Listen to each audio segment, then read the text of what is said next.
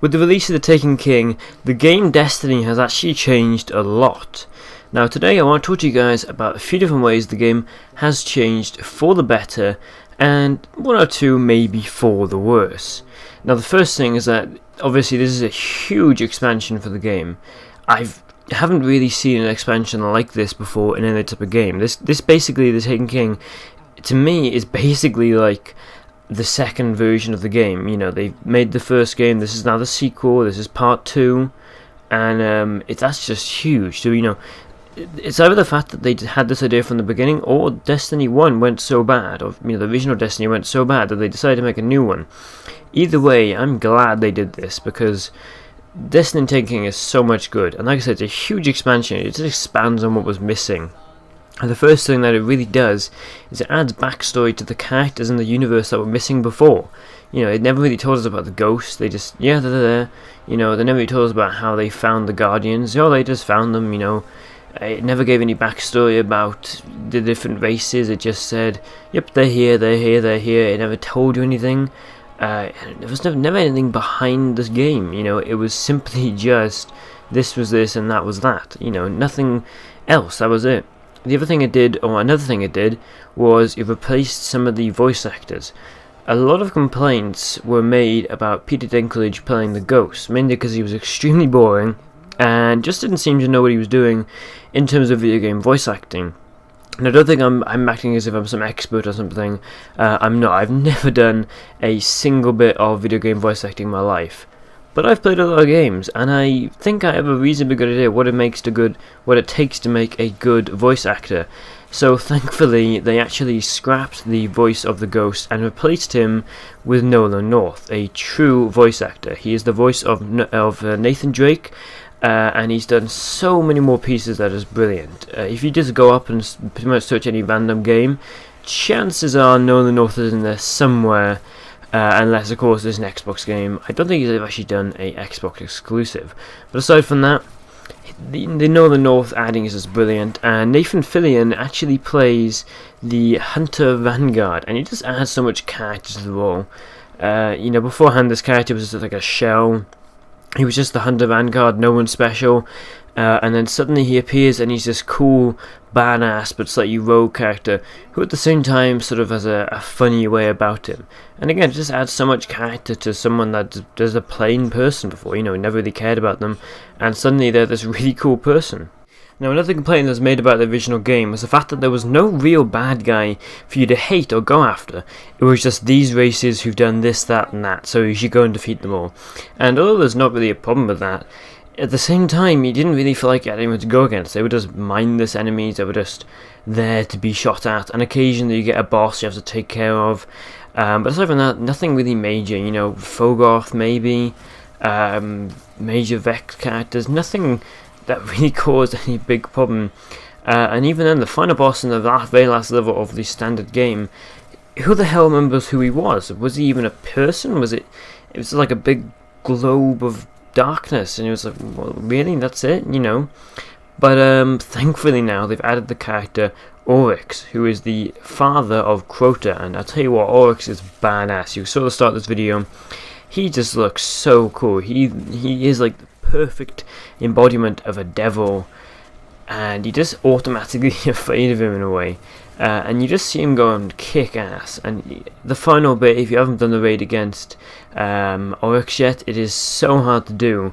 But he's just so imposing, and he looks like a bad guy who can actually cause damage instead of just being there to do whatever. And it finally gives you something to be afraid of in the universe, and not just fight against, not fight against them, just to fight against his troops. It actually gives you something that you can look at and think, I'm going to take him down. In terms of his ship, the Dreadnought is just so cool.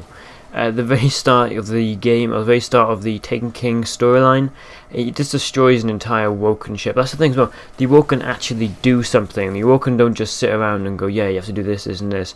They actually go up and do something, and it adds background to the Woken themselves as a race and makes them more interesting, instead of just being characters on the Rift, you know, who do absolutely nothing.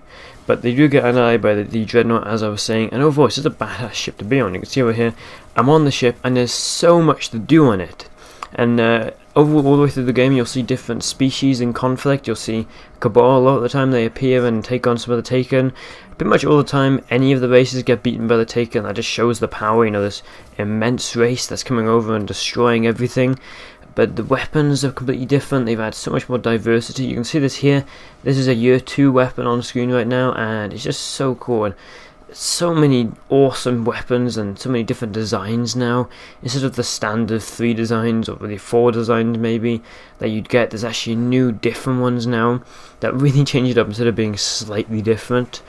And it's just incredible how much is added to it. And again, I did a video on the new Titan subclass. The 3 new subclasses are great. It adds again so much more to the game in terms that, you know, you're able to go up and completely try something else. It adds more mission formats, or a different mission format. Instead of just walk here, do this, wait for the ghost to do something and carry on from that, it actually makes you go up and try different things. You see this level here, I have to look around the entire Dreadnought looking for these different orbs and destroy them. It doesn't tell me where to go for most of the time. Until I actually see them, it just makes me walk completely blind and I have no idea where I'm going. I think it's great, you know. Instead of just, again, being, hey, go here, do this, wait for the ghost, you actually get to go up and have a little bit of diversity and try and find things out for yourself. And it adds difficult bosses that are actually difficult to complete, not just like a couple of the supers and you take them out, and even if you're the same level as them, it's one super. You see this here, I take this guy out reasonably easy. That's because I'm way higher level, but you know, most of the time, if you were the same, it's not very hard, it's not very easy to beat the new bosses in the levels. Beforehand, like I said, one super, they're out, and you know, that's pretty pathetic. In general, environments adds tons of new ones. You got a new place called Phobos, which, although it gets taken over straight away, is really cool. You can see here I'm on the Dreadnought, and it just adds, you go to Mercury to search for the Sunbreakers, and it just adds more environments to the game, and it just makes it more entertaining. The max level was increased to 40, and the light system was just scrapped. From beforehand, you had to go up, get to level 20, and then use light points in order to get higher, and depending on how many light you had, that'll be your rank. Now, they've scrapped that completely. There is technically a light rank as soon as you get past 40, but nothing really happens with that. You know, you just have a little bar at the bottom of the screen, and at the moment I don't think anything does happen with that, but it just adds so much more sort of diversity to the game. Instead of being, right, you got to level 20, now you're stuffed. The whole game now is basically just going up and collecting light. You know, it says that you don't have to do that. You can just go ahead and do what you want. And the final thing is the developers actually seem to care about the game. Beforehand, they released Destiny, and it just sort of seemed like they made the game, and yep, sure, let's go, let's ship it. They actually made the game now, and it seemed like they cared. It seemed like they actually went up and added some cool stuff they wanted to add before, made a bit of backstory and lore, and overall just seem to have been working harder on the game than they did originally. And if only the game Destiny had come out in this original state, it would have gotten so many more reviews. Either way though, it's still a great game and I still really enjoy playing it. So hopefully you guys did enjoy the video. Don't forget to like, share and subscribe. More Destiny videos on the way.